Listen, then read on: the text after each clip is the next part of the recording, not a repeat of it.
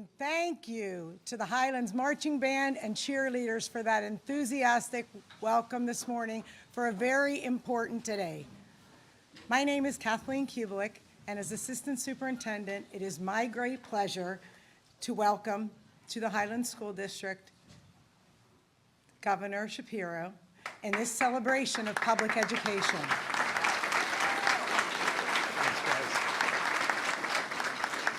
I would like to first start with some introductions and acknowledgments. First, we have Superintendent Monique Mawhinney with us. We have members of the Highlands Board of School Directors. We have Representative Mandy Steele. Yay. Senator Lindsey Williams. And Representative Nick Piscitano. Your presence signifies not only the value you place on education, but your ongoing commitment to the students and teachers of the district. So we appreciate you being here. Today we celebrate a landmark investment in education. Through the efforts of Governor Shapiro and his team, school districts across the Commonwealth are poised to provide increased opportunities and enhanced programming for their students. Over the course of my 30-year career, I've had the privilege of working with educators across Pennsylvania who have demonstrated an unwavering commitment to their students, often in the face of limited resources and supports.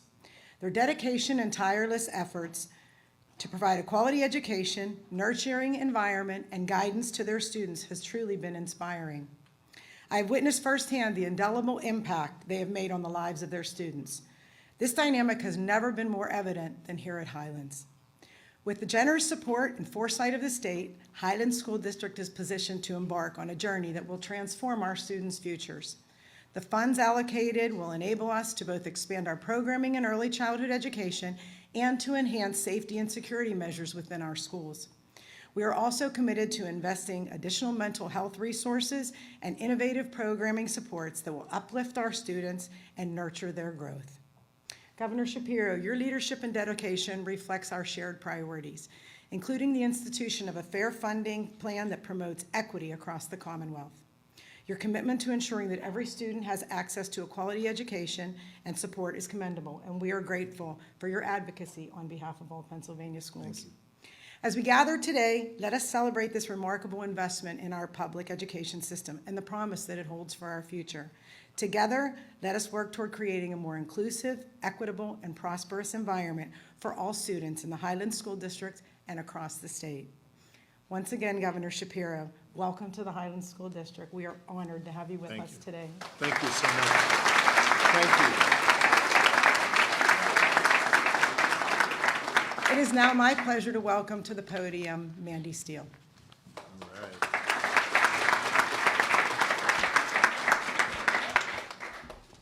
Well, I never thought I'd see the day when there was a marching band playing in the library, but the acoustics are awesome in here.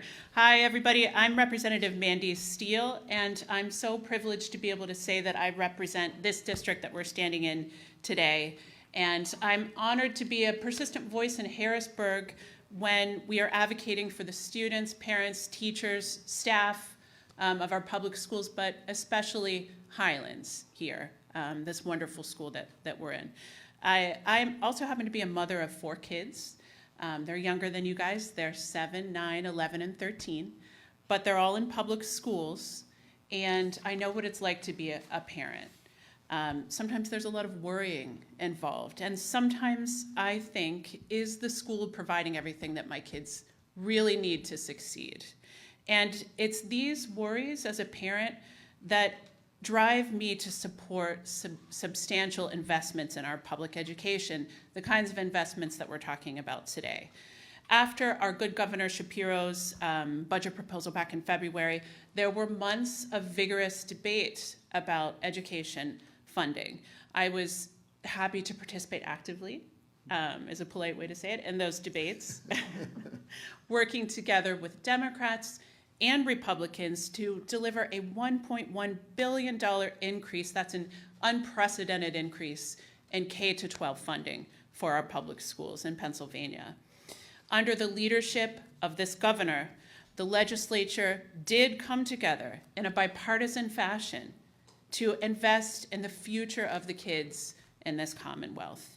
Every kid at every school, from Highlands, from the schools in Pittsburgh, the schools in Philly, everything in between, they're going to benefit from the money that we are investing in these public schools.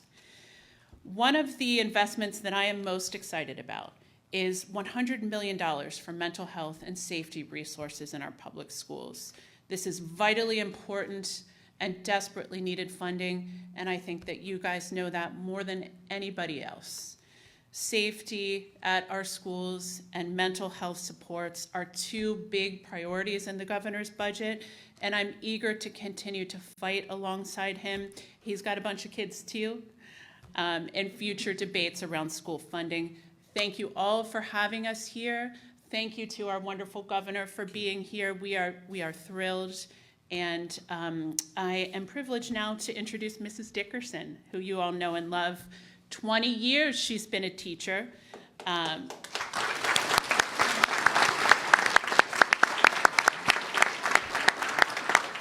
She's a loved and respected teacher here. She's the volleyball coach, the chair of my favorite department, social studies, and she's a mother of children in this district too. Welcome, Mrs. Dickerson. Thank you. Good job.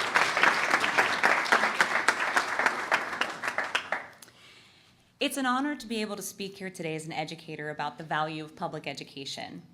As Representative Steele mentioned, this is my 20th year as an educator, and I've spent all of my time here at Highlands. And in those 2 decades, I've experienced changes and challenges in public education that I could have never imagined when I walked into my first classroom. However, my commitment to public education and my respect for the educators who serve our schools has remained constant. Schools really are the center of a community. They bring people together. It's where you meet your friends and our families make connections. They give us a mascot and someone to cheer for on the stage and on the field. They provide our children with their first opportunities to prepare for their next chapter. A true commitment to public schools is multifaceted. Not only is it the dollars and the cents that are dedicated to schools across the Commonwealth, but it is also the time, energy, and passion that educators pour into their students in schools. Public education thrives when policymakers, administrators, teachers, staff, families, and communities all commit to support our schools and strive to provide the resources necessary for all students. A commitment to schools is a commitment to the community, to prepare its members for the next chapter of service and success. The investment made on every level allows students to be exposed to experiences and coursework that help shape their future. It gives teachers the resources they need to provide students with an education that equips them for tomorrow. Here at Highlands, we're fortunate to offer students access to both career and technical education through our partnership with vocational schools, as well as nearly 15 courses that offer college credit. For me, this commitment to schools is very personal. Highlands has not only become my career, but it has also become my home. My husband and I have put down roots and are raising our 3 children here. My daughter Natalie is here with us this afternoon. You can often find the Dickersons at various community events and sports, proudly wearing our Highlands gear and living out the district's unofficial motto of Rams for Life. This personal commitment to public education in the Highlands School District has paid me dividends in ways that I could have never imagined. I would like to believe that it's done the same for some of my students. I am just one example of the many dedicated public educators in this school district and from across the Commonwealth who have made this lasting commitment to the schools and communities that they serve. I am incredibly proud of the work that my colleagues and I do. I believe that we, along with policymakers, families, and communities, have made a commitment to Pennsylvania's public schools that will create an exciting future for all of our students. I've had the pleasure to teach many outstanding students, but it is my pleasure today to introduce one of those students, Highlands High School senior Augustia Narang.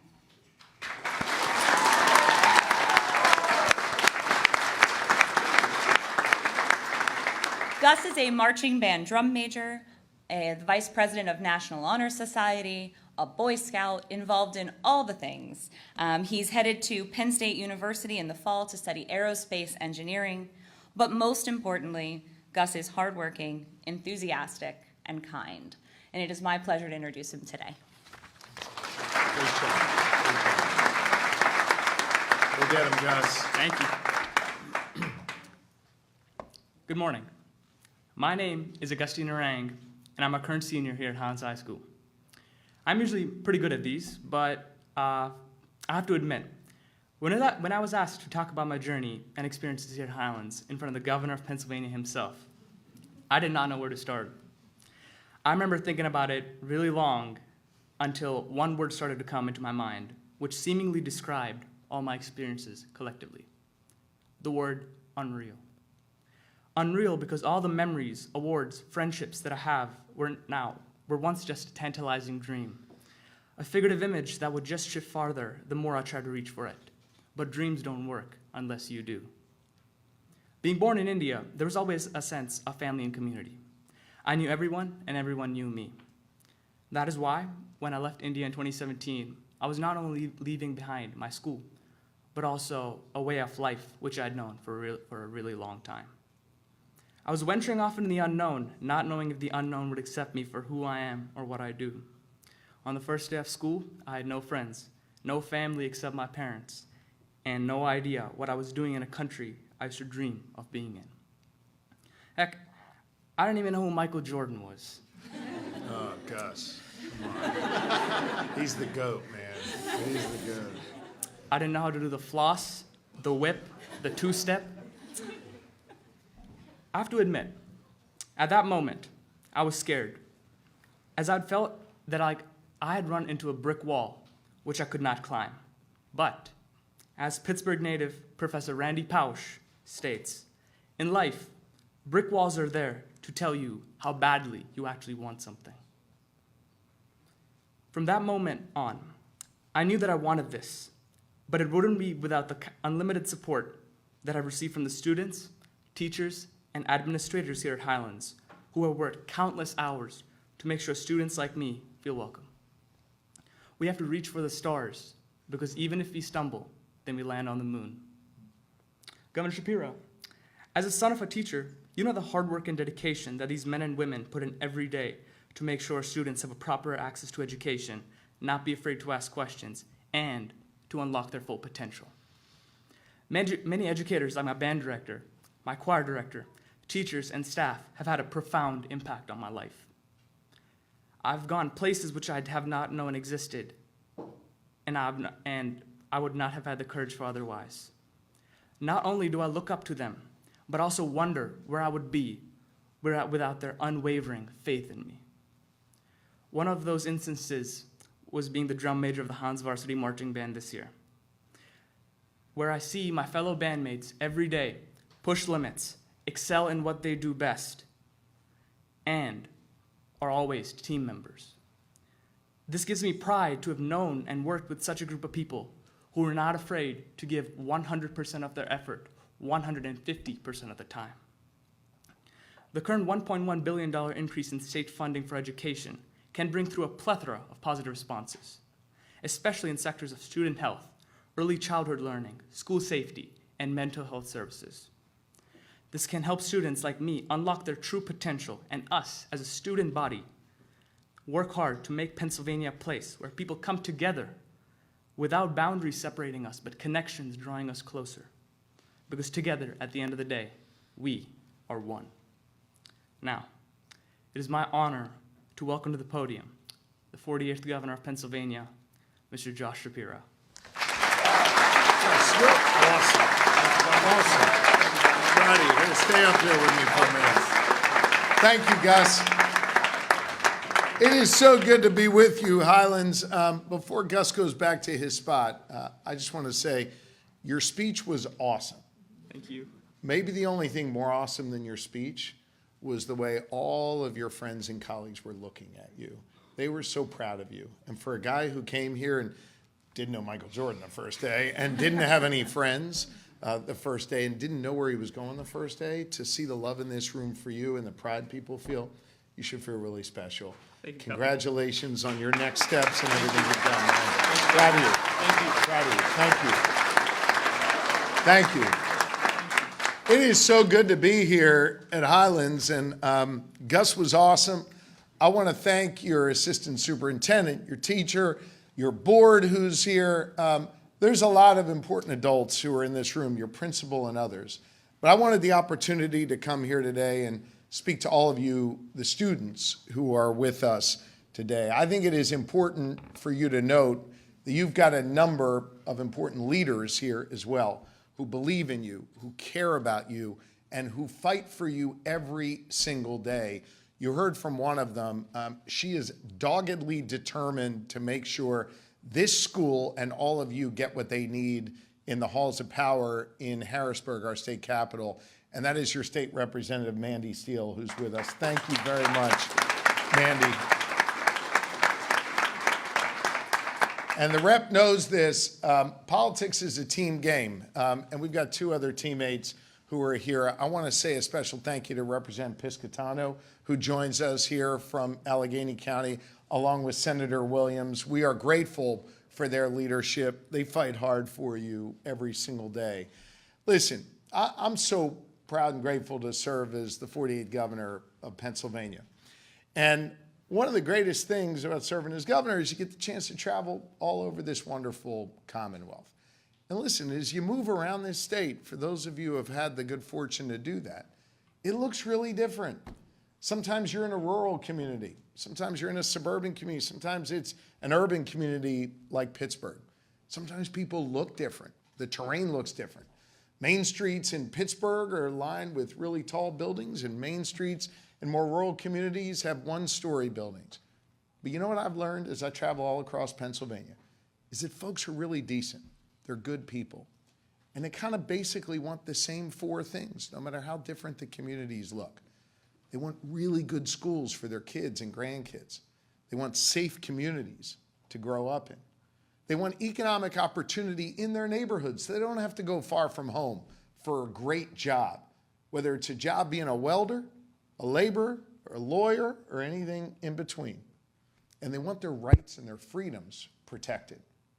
Now, I know that as we do this work to focus on those four basic Pennsylvania principles, that we've got a responsibility to come together and to solve problems as we do it. So let me tell you about one of the biggest problems, one of the biggest challenges I faced when I took over as your governor about 1.5 years ago. Shortly after I took the oath of office, we had a ruling from an appellate court in Pennsylvania that said the way we fund our public schools in Pennsylvania was literally unconstitutional. It didn't meet the rule of law. Why was it unconstitutional? Well, the court basically said it was unconstitutional because, number one, we weren't investing enough in our schools, not enough dollars. And number two, when we did invest a dollar, we weren't sending it out to the school districts that needed it most. Now, that court ruling came down about a little more than a year ago. But the truth is, the politicians in Harrisburg knew that it was a real problem for many, many years. It might not have been called unconstitutional, but we knew that we had a problem with the way we were funding public education for a long time. School districts like this one weren't getting their fair share. Highlands was in a position where they couldn't do as much as they wanted to do for their students because the politicians in Harrisburg weren't taking care of the needs of this community. So we had a real problem, a real challenge. We've got these four basic Pennsylvania principles that everybody wants to see us tackle, and then we had serious problems that were going unaddressed, like the way we fund public education. Well, you know what? We came together to address that this year. And that's what I want to talk about here today. The way we solved one of those problems. The way people of both parties came together to look out for students all across Pennsylvania. Remember before I said we had an unconstitutional system because we weren't investing enough and we weren't driving those dollars out to the districts that need it most. Well, we came together and we worked on it for about a year. And let me tell you what the results were.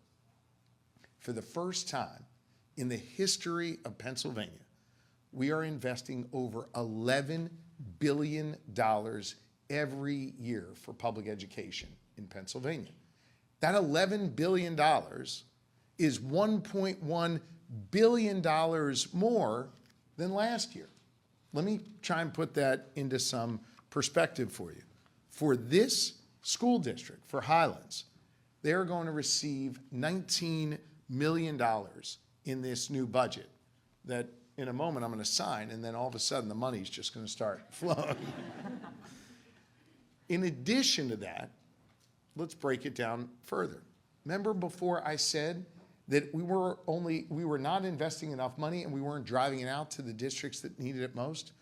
Well, part of the way we were able to solve that problem is we created a new formula for how those dollars get driven out. So now 65% of all that new money gets sent to the districts that need it most.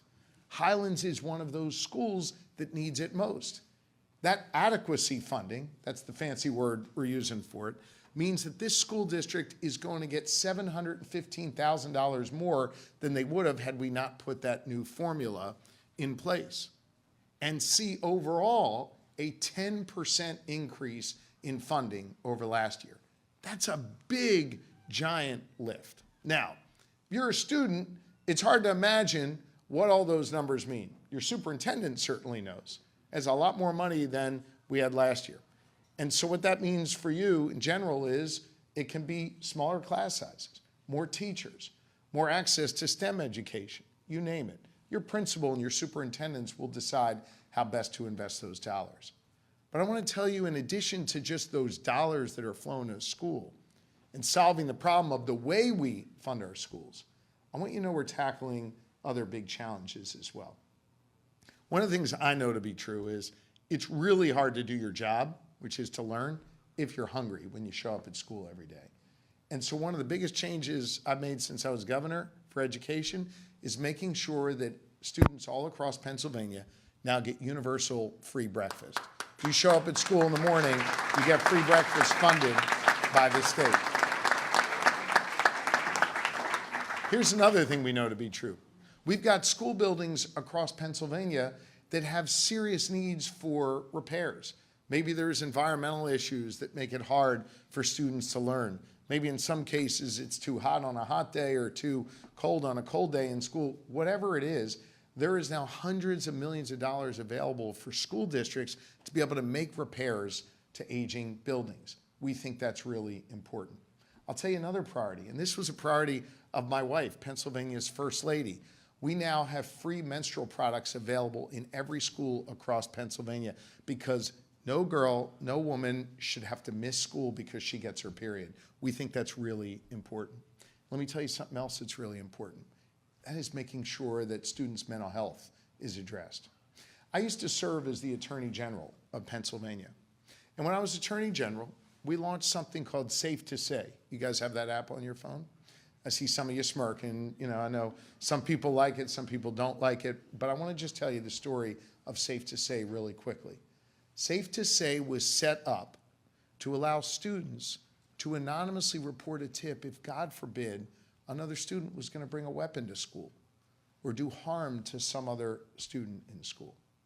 I told my kids, I'm blessed like Mandy is with 4 children, including, well, one's out of college now. She graduated from Pitt, another one at Pitt, but still 2 in school age, 8th grade and 10th grade. And my kids told me at the time we launched Safe to Say, Dad, that is the dumbest idea. No one's ever going to use it. Well, I'm proud to be able to stand up here today and tell you my kids were wrong because we've gotten over 100,000 tips on Safe to Say. But here's where I was wrong. Y'all haven't used that app to tell us that, God forbid, someone's bringing a weapon to school. With a few exceptions, you've done it for that. But by and large, over 80% of the tips that have come into Safe to Say have been about mental health, have been about either your own mental health or someone else's mental health for students that need help. And I said, based on what I learned from students, if I ever became governor, we were going to do something really significant on mental health.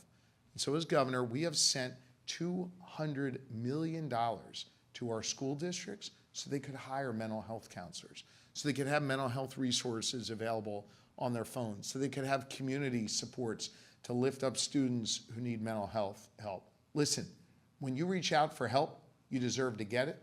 And I'm here to tell you as your governor, it is a brave, strong thing to do if you say, I need mental health supports. That is really important. And I'm grateful for the students in this Commonwealth who have led the way on saying we need more mental health supports.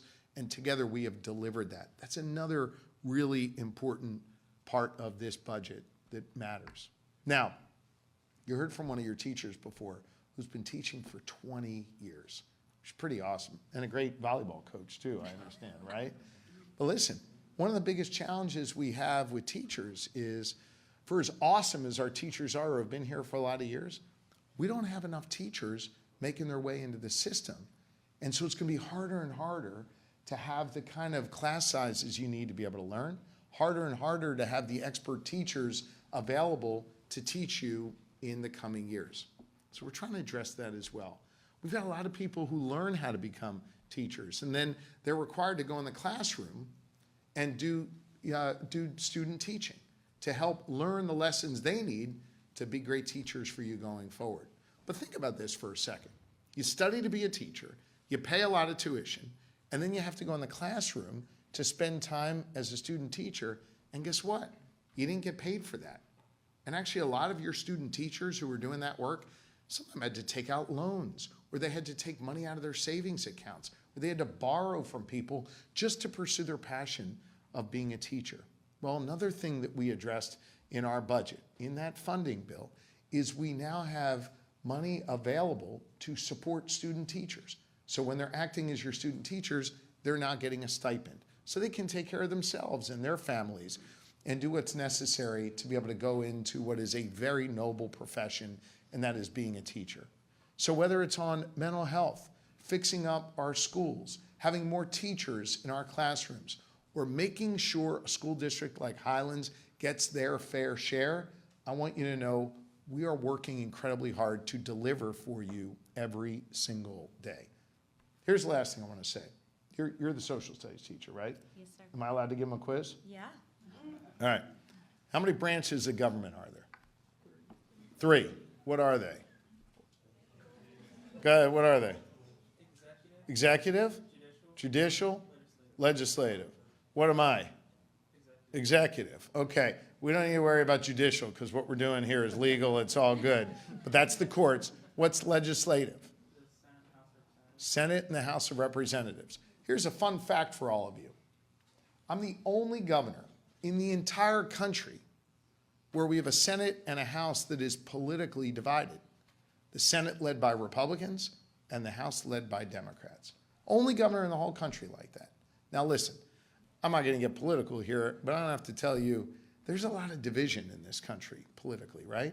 I'm sure just in this room, we've got some people who are registered Democrats, some who are registered Republicans. I'm sure in this room we've got a lot of different ideas on things, right?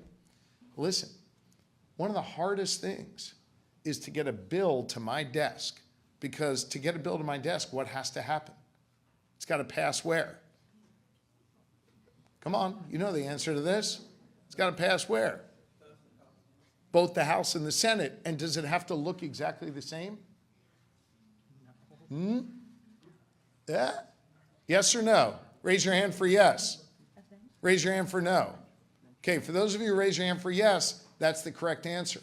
A bill has to pass in the Senate and the House in absolutely identical form before it can get to my desk for my signature.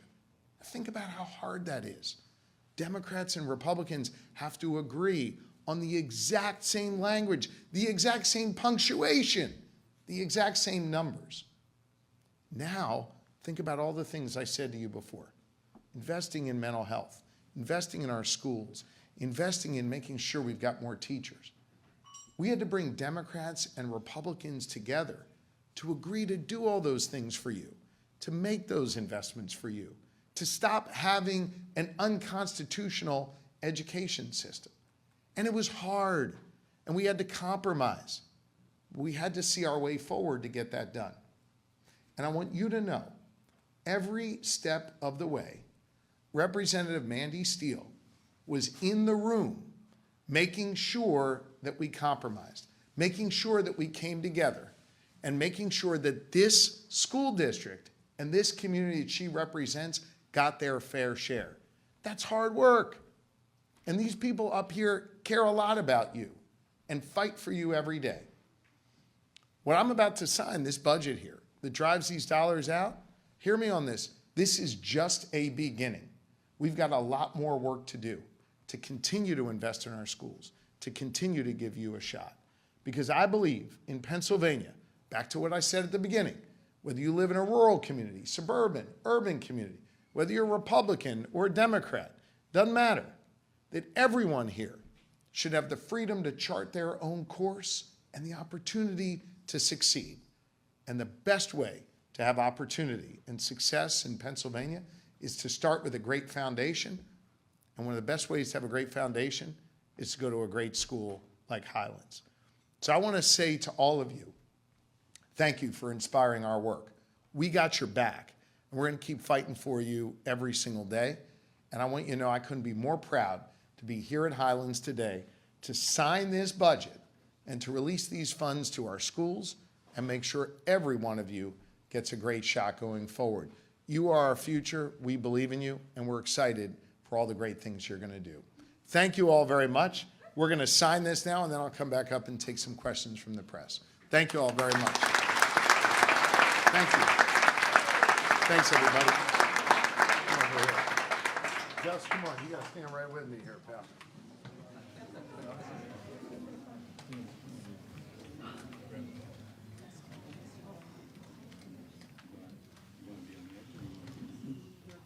Good? Yeah. Okay. There we go. Ready, Gus? Yeah. Okay. Get Brett Steele in here.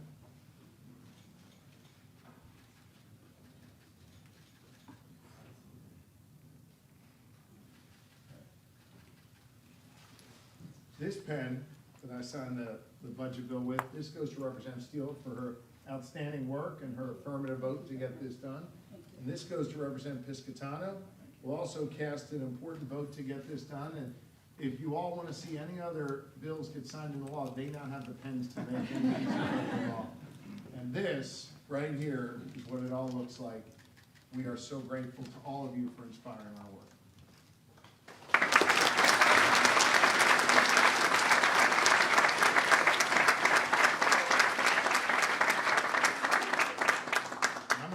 With your superintendent here, so y'all remember the important role you played in helping us deliver for public education in Pennsylvania.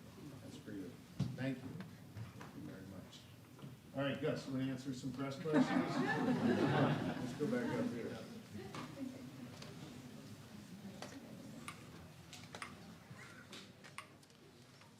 All right.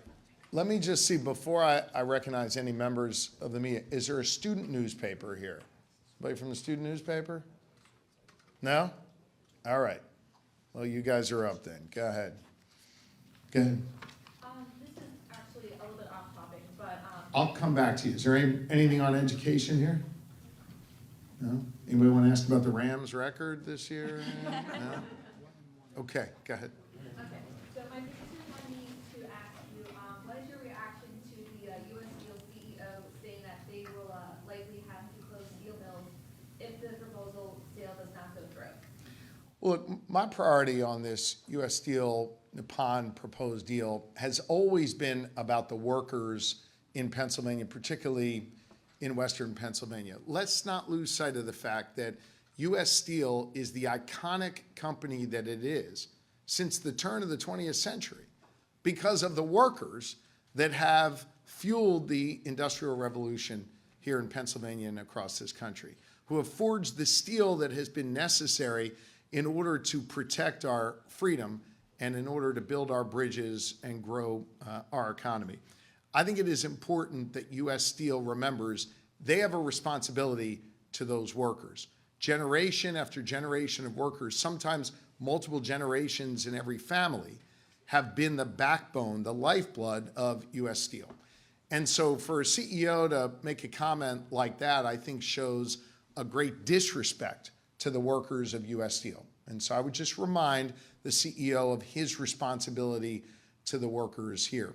Look, the federal government will ultimately make the final decision as to whether or not the U.S. Steel Nippon deal goes forward. My focus has been and will continue to be on protecting and growing jobs in the Mon Valley and all across Western Pennsylvania. It is the Commonwealth of Pennsylvania and the steel we have forged that has built the economy of this nation. We have to continue to keep those jobs here in Pennsylvania. And statements like the one the CEO made show a great disrespect to the workers that have fueled the progress that we've made in this nation. Anything else? Okay. I want to get a chance to visit with the band and all the students here. Where's Gracie? Yeah, I'm supposed to embarrass you because your mother's here. There's your mother. Thank you to all the students who are here. I'm grateful that you gave us some of your time and look forward to getting a chance to visit with you and answer your questions as well. Thank you all very, very much. Good. Great job, Brett.